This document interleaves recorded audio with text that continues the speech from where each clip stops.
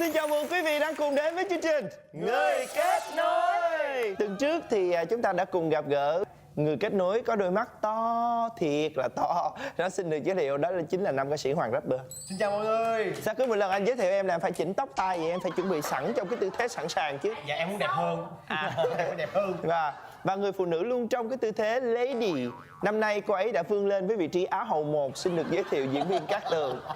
Ủa anh vậy em sao?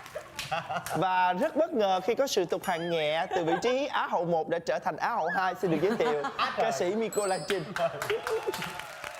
Em tóm tắt lại câu chuyện tuần trước cho mọi người biết là chúng ta đã gặp một nhân vật như thế nào đi. Dạ vâng.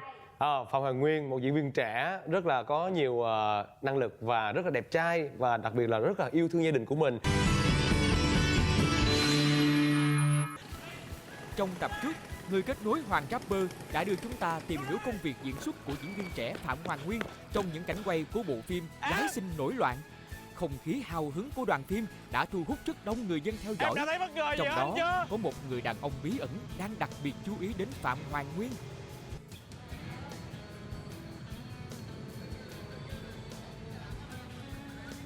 Sao chú? Ổn chú? Thấy rõ gì hả? Người kết nối đã sắp xếp một bất ngờ cho nhân vật chính của chương trình. Đó chính là sự xuất hiện của ba Hoàng Nguyên từ Buôn Mê Thuột xuống thành phố Hồ Chí Minh để gặp gỡ con trai. Đây là lần thứ mấy chú đến với thành phố Hồ Chí Minh rồi chú? Trên công việc thì đến nhiều lần, nhưng hôm nay đến với một cái để mà có một cái sự kết nối với con. Đây là cái lần đầu nên nó rất hồi hộp. Và sự cảm nghĩ về con nó lại cũng nhiều hơn. Chú có bao giờ thấy được cái cảnh hậu trường của quá trình làm phim như chú? Đây là lần đầu tiên đi thì từ đó giờ chưa thấy đâu. Dạ, cũng cực lắm nhưng mà vui lắm chú ơi. Hoàng Nguyên vẫn đang tiếp tục vai diễn của mình trong một cảnh quay ngoài trời của bộ phim Gái Xinh Nổi Loạn. Con nghĩ bây giờ Nguyên cũng đang tập trung vào cảnh quay á, cũng không để ý với những người xung quanh. Nên ra chú ngụy trang chỗ này nên có thể tiếp cận gần hơn tí nữa.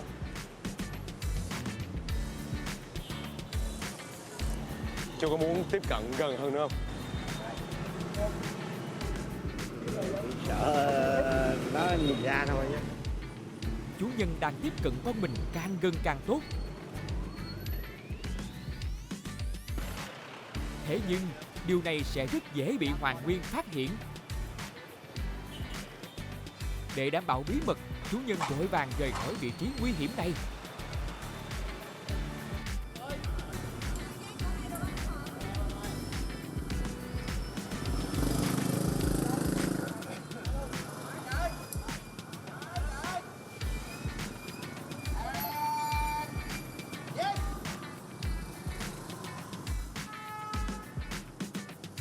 Lần đầu tiên tận mắt quan sát công việc diễn xuất của con trai, có lẽ chủ nhân đang có rất nhiều suy nghĩ. Nãy giờ chú đứng chú theo dõi nè, rồi chú có xem qua màn hình á, chú có cảm nhận như thế nào đầu tiên chú? Một bối cảnh mà thấy nó quá cực. Làm cha làm mẹ mình không nghĩ là cái cảnh nó cực khổ. Dạ. Mình đứng ở một cái cảnh ngoài cứ nghĩ là chắc nó Quá nhanh đó chú? nhanh, nó đơn giản, thấy cái bình thường quá. Bây giờ ta thấy thực tế thì thấy cái cảnh mà con đã chạy, mà mình đứng nhìn xa, Đứt ruột không chú? biết nói sao hơn, chỉ biết nhìn. Dạ. Chẳng lẽ giờ dục mà chạy tới. Dạ. Coi cái cảnh con đóng phim, mình thấy tự nhiên nó cực của nó mà mình không biết lấy cái gì để mình gánh cho nó. Dạ. Chỉ biết nhìn thì giờ cái sự đam mê của nó, mấy tháng nay không gặp nó rồi, nhìn được hay nó là muốn chạy tới rồi. Ngồi cái đó là cầm lòng không được rồi.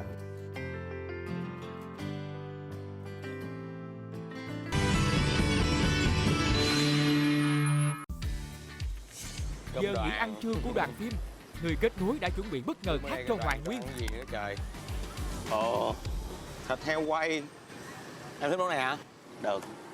Em thích heo quay với lại vịt quay. Vậy chúng ta không có cùng điểm chung chỗ này rồi. Anh thích hả? Em sợ. Trinh thích không Trinh? Thích heo quay không? Anh thích ăn rau không? Ăn rau thì ăn được. Rau thì em bỏ rau qua cho anh bỏ. Chọn lộn rồi. Trời ơi, nhìn mỡ màng tôi ngán chết luôn á. Đồ nước tương thôi hả? Không có canh luôn hả? Cơm nhìn khôn chết luôn. Ăn gì là ngon rồi đó. Lên phim lộng lẫy mà ngoài đời ngồi thấy thương quá. Cũng là một người đàn ông của gia đình. Tôi lúc nào cũng chuẩn bị sẵn một số cái lựa chọn thông minh khác, để lỡ ai không hợp khẩu vị còn có cái khác như thế. Chà bông hả? Chà bông hả? Có. Tôi ăn gì? Nhà anh là chu đáo lắm, thiệt. Vậy hôm nay chú lên thành phố Hồ Chí Minh thì chú có chuẩn bị quà gì cho em? À, lấy chà bông của bố. Dạ, đồ ăn ở mẹ nhà nó mẹ có nấu. chuẩn bị những cái sở thích của nó, như là Anh coi Nguyên đoán ra được không? Của anh của mẹ không? thịt con Chắc là măng đoán với, được. hai bánh chưng. Thấy không? Có cái đặc sản nhà anh đó. Thấy không? Thấy nạt cái gân là anh khoái rồi. Thịt kho kiểu buôn thuộc. Ăn thử đây. Nhà anh là mẹ anh nấu ăn ngon lắm á. Liệu Hoàng Nguyên có nhận ra đây là món ăn quen thuộc mà mẹ thường nấu? Mọi người nghĩ coi là Nguyên có nhận ra cái món là thịt kho kho măng này Nhưng là mà do phải kiểu buôn mê thuộc nha. là do mẹ của bạn ấy nấu vừa không? nhai nhai là ánh Nhưng mắt đã lóe lên rồi. mà có một đặc điểm chung là vợ em cũng là người buôn mê thuộc luôn. Đâm ra vợ em biết làm món này, em cũng chia sẻ với Nguyên biết điều này luôn. Đâm ra em đang cố tình đánh lạc hướng Nguyên, tung hỏa mù để ở đây trời ơi ở buôn thuộc ai chả biết làm món này. Quan trọng là cái vị và cái linh tính linh cảm Cái như linh thế nào. cảm á. Dạ. Nhưng mà Nguyên có thắc mắc không? Nguyên có thắc mắc không? ánh mắt đó là biết thắc mắc hay không rồi. Quay qua phải hỏi liền, ủa sao cái món này cái vị của nó giống như là của mẹ anh, ví dụ như vậy. Phải hỏi vậy. Sợ sổ sàng quá, sợ sổ Dạ hả? sàng quá. Dạ. Em Cũng nghĩ rất là quan trọng. anh xã anh chưa nhận ra đâu. Không, để mình coi coi bạn này diễn có tinh tế hay không. Trong cuộc sống bạn ấy có Em tinh có tế làm hay được không? món thịt kho măng. Dạ không. Rồi quên anh xã đi ha. Xã đi. Nhà anh là mẹ anh nấu ăn ngon lắm á. Thần tượng luôn của anh luôn á trời. Trời ơi, suy nghĩ. Ngon không?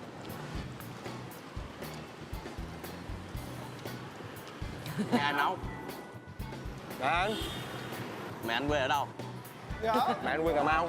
Cà Mau hả? Ông nói giống miền Trung vậy ta. Mẹ em cũng hay nấu món này đúng rồi. Ủa vậy hả? Vợ anh cũng hay nấu món này. Là mẹ anh chỉ rồi vợ anh nấu. Gì không ba? Mỗi lần về á, mẹ ba món này cho mình á. Với lại thêm cà, gọi cà á. Mà cái điều cái này ngon hơn hay là không ngon bằng món của mẹ em nấu? Anh nghĩ nó nguội hơn á. Nguội là chắc rồi. Dám chắc cái món này mẹ em nấu. Nè, nếu mẹ em nấu thời gian đâu mà chuyển từ Buôn Thuột lên đây? Em nghĩ coi, đúng không?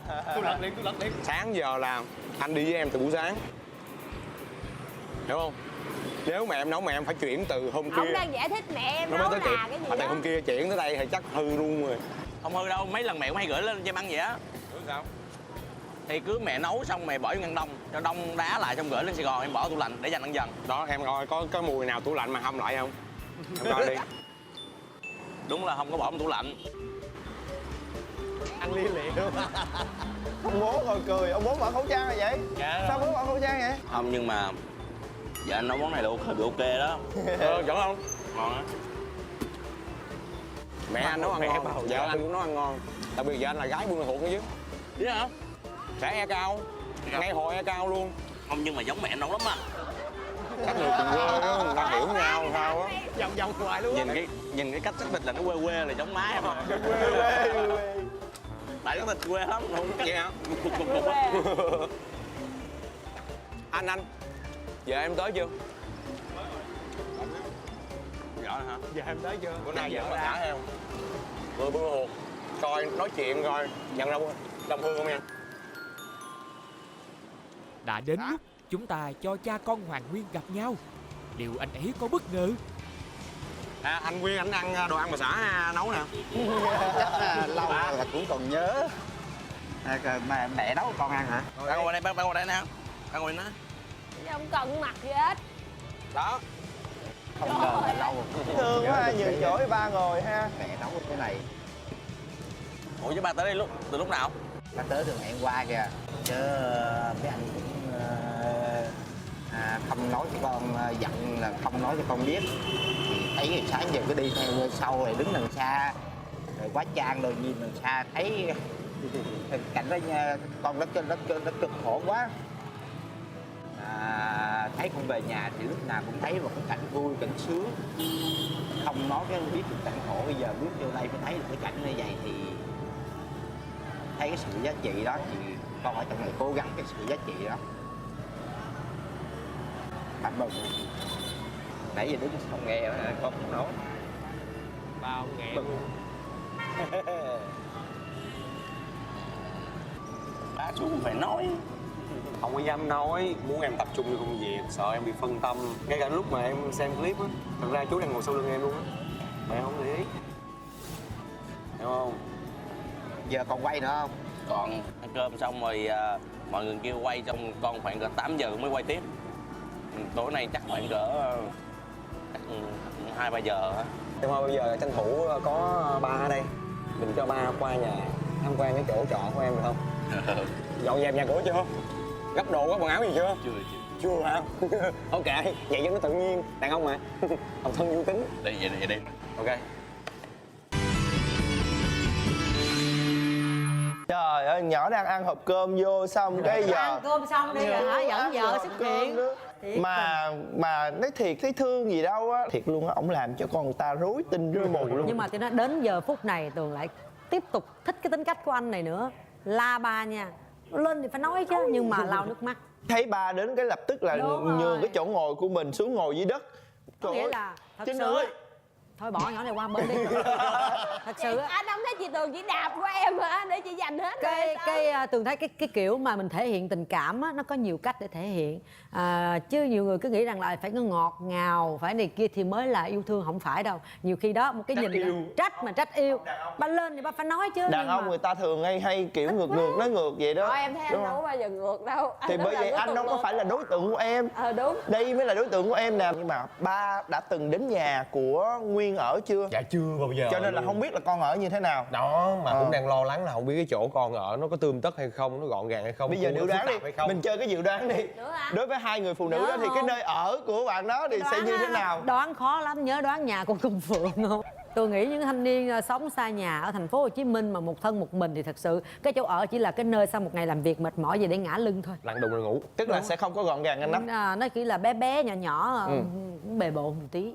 Em nghĩ anh xã của em với tính cách như vậy thì có thể là ngăn nắp một chút. Dù chỗ ở thì chắc có thể là ở chung với bạn bè, xe phòng. Có bao giờ ở chung với một cô gái nào đó Cái chăng? trời với đất, cái trời với Phật lát về có một chung cô gái nữa cho bỏ. Em đang mong tới khúc đó.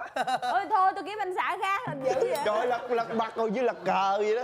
Bây giờ là chúng ta sẽ cùng ghé thăm nơi ở của Hoàng Nguyên để xem mà với một chàng trai mà đẹp trai như vậy thì cái nơi ở của bạn ấy sẽ như thế nào nha.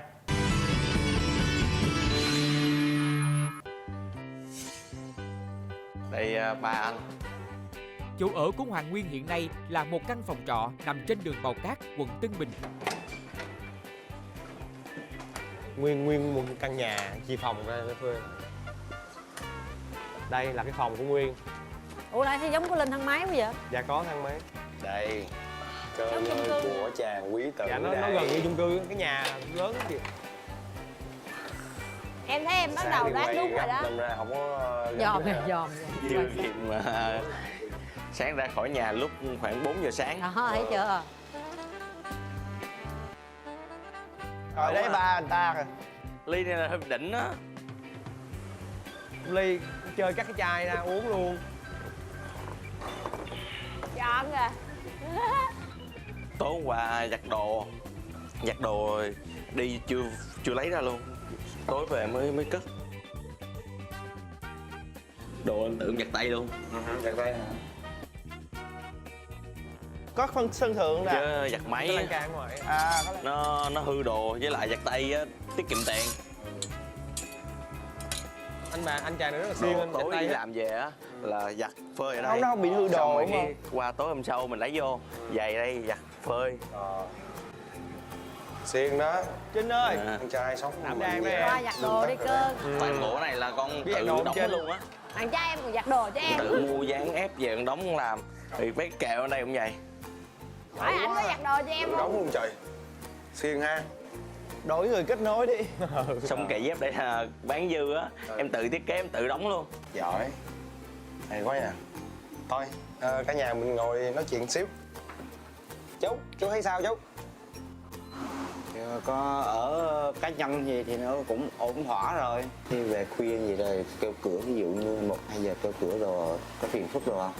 Thì cũng không phiền ba, tại con là dạng con không đi chơi, con chỉ có ngoài công việc ra thì có cà phê cà pháo thì là hết, đâu có ăn nhậu đâu, nên chỉ có công việc thì con mới đi đêm thôi, ngoài ra con ở nhà.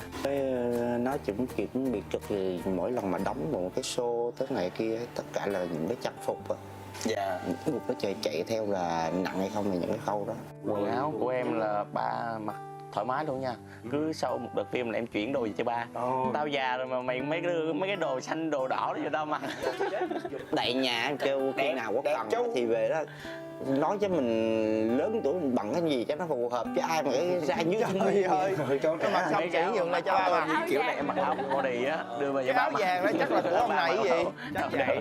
Nên đó là bị cái tất cả cái trang phục rồi nó cũng nặng những cái khoản đó. Anh Trúc. Mẹ có đi có gửi mấy tấm hình hồi nhỏ để con trong này có buồn nhớ gia đình cũng đầy đủ trong này, vừa gia đình hình cá nhân của con nữa. Nhìn đồ nhỏ của em nè. Đâu em đâu? Em này ngồi trước nè. Trời ơi, dũng mãnh vậy đó hả? Nhỏ bảnh như chưa? Ồ, Đây. gan nha. Lúc này là em khoảng 12 tuổi. Em chơi guitar tới thời điểm này á, là khoảng cỡ 12 năm rồi. 13 năm, chơi guitar 13 năm rồi. Giỏi rồi. Vậy là xuất sắc hơn anh rồi. Dạ. Xong rồi không biết sao mà mượn cái đàn chụp hình á, xong mất cái đàn của người ta luôn, rồi tới giờ là bỏ luôn, bỏ 13 năm nay. Mất cái đàn cái bỏ cái hình còn bỏ guitar luôn. Đã nói gì đúng rồi. Trên bó giấy loe đó. Chụp với mẹ. Mẹ rất là đẹp, nhìn rất là sang. Nó hậu của một huyện mà. Dạ, mà tụi con cũng phát triển chiều cao cũng từ rất là sớm. Nếu mà ba nó kêu bỏ để tìm người mẹ thứ hai để không bao giờ tìm ra được. Đấy, thấy chưa? Đại khái Nhìn mẹ trên trần. bây giờ cái có nhiều mặt tốt, biết khen biết chừng nào cho nó hết. Ba tự hào cho con không? Thì khi tới lúc này thì sự tự hào thì khoan phải nói là hãy để trong lòng đi con ơi. Thấy chưa, đàn ông Thì khó con lắm. hãy cố gắng cứ vươn lên mà đi tới, nó còn nhiều lắm, không bao giờ mình biết lúc nào là dừng chân được. Nhưng mà chú thấy ngày xưa của em Nguyên với bây giờ nè, thì sau một quá trình hoạt động nghệ thuật á, chú thấy cái bản lĩnh và cái tính cách của Nguyên có phát triển nhiều không ạ? Rất nhiều chứ. Phải nói rằng là sự chững chạc, tự tin, và trong cái chững chạc đó mình tự nhiên mình cảm thấy mình đặt niềm tin là có thể là bớt lâu hơn. Dạ, nó có nhiều mặt. Thứ nhất là cái tình thương sống xa nhà mà vững vàng ở một nơi cái cảnh phồn hoa như thế này mà phải lăn lộn trong cuộc sống ngoài đời, đó là cái tự hào nhất. Dạ. Nhỏ với mẹ đó. Mama yêu bác Mái nào? Mẹ hả? Con đang ngồi với ba nè. Gặp chưa? Gặp rồi. Qua bên nhà hả? Dạ, qua bên nhà con rồi ba qua nhà chơi để ba biết nhà cửa ở bên đây như thế nào. Mẹ ăn cơm chưa? Con cũng ăn rồi, giờ nhà dép dơ quá trời những đây. Chiều nay đi học mấy giờ mới về? 5 giờ. Ủa rồi ba đi như vậy rồi ai đón ông cụ? Đó là con của anh đó. Ai đó? Chứ ai đó? Vậy hả? Alo, xin chào ba. Đúng rồi, giỏi quá. Chào ba. Cô đang làm gì á? Con đang nấu màu. Chung như là ba về ba. Chắc vài bữa nữa ba xong việc ba mới về. Ủa giờ tối này quay đêm nữa hả con? Dạ, tranh thủ về tí xíu trong lúc chưa có con, xong rồi trên nó đang xếp đoàn khoảng cỡ 8:30. Con có mặt là khoảng chỉnh trang chắc khoảng 9 giờ tiếp tục quay. Cố lên hiểu không? Coi như là mình cứ hết khả năng, dùng hết khả năng của mình, tập trung vào. Dạ. Hiểu không? Dạ. Thì giờ cái đời đam mê của con thì con cứ hết khả năng. Mẹ ủng hộ. Dạ. Hiểu chưa? Dạ. Mừng, cảm ơn là có cái ekip hôm nay để mà thấy được cái cảnh gian nan mà xưa nay con giấu. Con cứ nghĩ rằng là về là lúc nào cũng vui vẻ cười, niềm nở không hỏi tới thì lúc nào cũng sung sướng. Thì hôm nay mới đứng chứng kiến cái cảnh như thế này. Ba chỉ là người đi không mà cũng còn thấy mệt nữa, thì huống chi là cái con là một người Diễn xuất. phải diễn xuất đóng thì mới hiểu được cái cảnh này. Thì thôi ba không biết nói gì hơn. Phận làm cha làm mẹ thì chỉ có là một cái sự động viên con cố gắng và hoàn thành một cái gì đó mà cái sự đam mê của mình thì cứ làm cho hoàn triển là tốt và cứ tốt hơn, và cứ nói gót theo cái lớp Trần Anh, học hỏi những gì điều hay. Rất cảm ơn chương trình và toàn bộ ekip, rồi có anh Hoàng rapper nữa. Từ Sài Gòn về Buôn Ma Thuột 380 tới 400 cây. Nó không xa nhưng mà công việc tất cả mọi thứ nó cứ cuốn Nguyên xa dần với gia đình, không có thời gian dành cho gia đình nhiều hơn. Rất cảm ơn chương trình đã tạo cơ hội, đã tặng cho Nguyên một món quà rất tuyệt vời. Và chương trình ngày hôm nay của chúng tôi được mang tên là Người Kết Nối. Về dành sức khỏe con đi làm.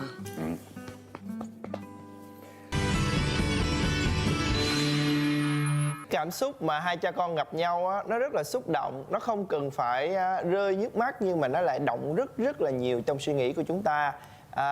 Không biết là với hai người phụ nữ thấy thế nào hình ảnh của một người cha dọn phòng cho con trai của mình ngay khi bước vào thấy căn phòng rất là bề bộn do tối qua anh ấy chưa kịp dọn.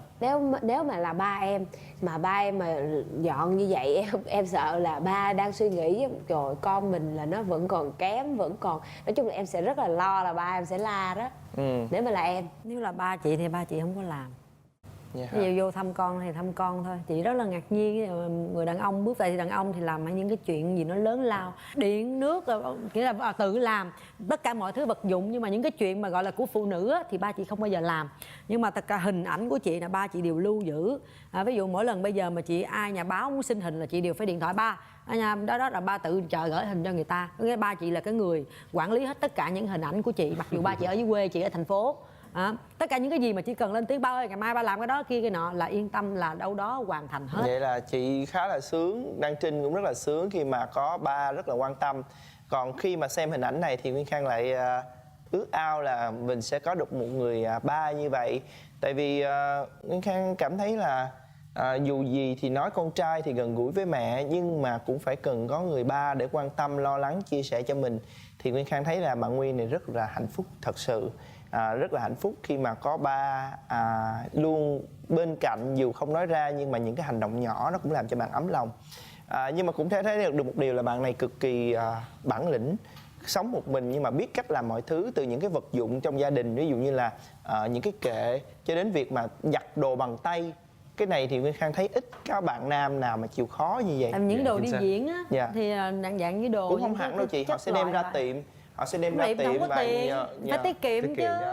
Nhưng mà bạn này thì bạn giặt giày, bạn giặt áo, rồi bạn đóng kệ, rất là nhiều thứ, cho thấy bạn là một người đàn ông mà cô nào mà lấy được là sướng, đảm đang lắm đó. Nhưng mà có một điều mà khiến Nguyên Khang xúc động không phải là hai cái chi tiết đó, mà là chi tiết khi bạn gọi về thì có giọng của đứa bé gọi bằng ba. Cái chi tiết đó Nguyên Khang thấy xúc động, là tại vì làm gì làm cũng vẫn thương con của anh mình, mà coi con của anh mình như là con ruột của mình. Nguyên Khang nghĩ cái điều này nó cho thấy bạn là người sống rất là tình cảm, đúng không? Cực kỳ tình cảm luôn. Và nên Phạm Hoàng Nguyên xứng đáng nhận được rất nhiều thành công và may mắn sắp tới. Nhưng mà riêng em thì là hơi một người tiếc. vợ tốt. Dạ. Sao em cứ đâm sùng bể cảm xúc người khác vậy? Em thấy một người vợ tốt, không nói là em đâu. Em 300 rồi em mời Người ta anh. chưa muốn lấy vợ đâu, muốn lo cho gia đình trước. Đúng rồi, Một người bạn gái tốt. Tường thì chị Tường hy vọng và chúc, chị nghĩ là bạn Nguyên sẽ thành công. Với nãy giờ phân tích cái lối diễn thì Tường cũng đã chia sẻ rồi, và cách sống và đối cư xử với mọi người thì qua những cái gì mà trao đổi với Hoàng rapper thì Tường thấy bạn này cũng rất là sống rất là thật. Cái kiểu sống rất là thật. Thì chị hy vọng rằng một người như thế, hội đủ những cái điều kiện như vậy sẽ được tổ nghiệp chắc chắn rồi chị ạ. Tại vì cái bộ phim Gái Xinh Nổi Loạn của bạn ấy cũng sắp được công chiếu. Chị hy vọng là bộ phim sẽ thành công và vai diễn của Nguyên sẽ được khán giả đón nhận, và không chỉ dừng lại ở bộ phim này mà sự nghiệp của bạn Nguyên sẽ càng ngày càng phát triển hơn nữa, để thực hiện được ước mơ gần nhất của bạn ấy là trong vòng 2 năm sẽ rước được gia đình lên thành phố Hồ Chí Minh. Anh nghĩ là bạn ấy trước khi xem chương trình này thì có thể đồng ý nhận lời đóng cái MV đó, nhưng mà sau khi xem xong thì nhiều khi phải đắn đo suy nghĩ lại, đúng không? Nhưng mà em thì hơi tiếc là tại vì đáng lẽ ra nhiệm vụ của người kết nối phải tạo thêm điều kiện cho hai cha con có được cơ hội để đi chơi chung với nhau, để có nhiều kỷ niệm đẹp. Đáng lý là hai cha con phải có thời gian người cha ở lại một đêm đó, hoặc là ít nhất là ăn với nhau một bữa cơm, Nhưng mà anh thấy đó, thời Vội gian không quá. cho phép. Đúng rồi. Mà cái đi nguồn máy làm 400 việc. cây số. Dạ. Vậy là tối nay là Còn bác cả hai về cha con. luôn. Về Bác luôn, về về, đó luôn giờ á. là ôm nhau Lên chào xe là về luôn luôn rồi. á. Ừ. Nhưng mà Nguyên Khang nghĩ là bác cũng cảm thấy an tâm, bây giờ biết được con mình làm việc thế nào, ăn ở ra sao, điều kiện sinh hoạt như thế nào. Dạ. Thì với trách nhiệm của một người bố thì cũng an lòng. Mà bác cũng nói là về sẽ kể cho bác gái nghe Dạ. để báo cáo tình hình như thế nào. Sẽ rất vui đây. Và đến đây thì thời lượng phát sóng của chương trình Người Kết Nối của chúng tôi cũng đã hết rồi. Chính vì vậy chúng tôi hy vọng là quý vị sẽ tiếp tục đồng hành cùng với Người Kết Nối vào khung giờ quen thuộc 22 giờ 45 phút thứ tư hàng tuần trên kênh HTV7. Bên cạnh đó, xin mời quý vị hãy cùng theo dõi và subscribe trên các trang YouTube của chúng tôi, đó chính là MCV Media và HTV Entertainment. Quý vị cũng có thể liên lạc theo hotline 0919 435 550. Và email của chúng tôi đó chính là người kết nối a@mcv.com.vn cũng như là fanpage Người Kết Nối. Và hy vọng là quý vị sẽ luôn đồng hành cùng với chương trình. Và nếu mà có gương mặt nào mà quý vị nghĩ là muốn có thể giới thiệu cho chúng tôi thì đừng ngần ngại quý vị nhé. Chúng tôi sẽ là nhịp cầu gửi đến cho quý vị những người kết nối rất là tận tâm, xinh đẹp và luôn giỏi giang là đồng hành như thế này. Và một lần nữa Nguyên Khang cùng với tất cả những người kết nối xin kính chào và hẹn gặp lại.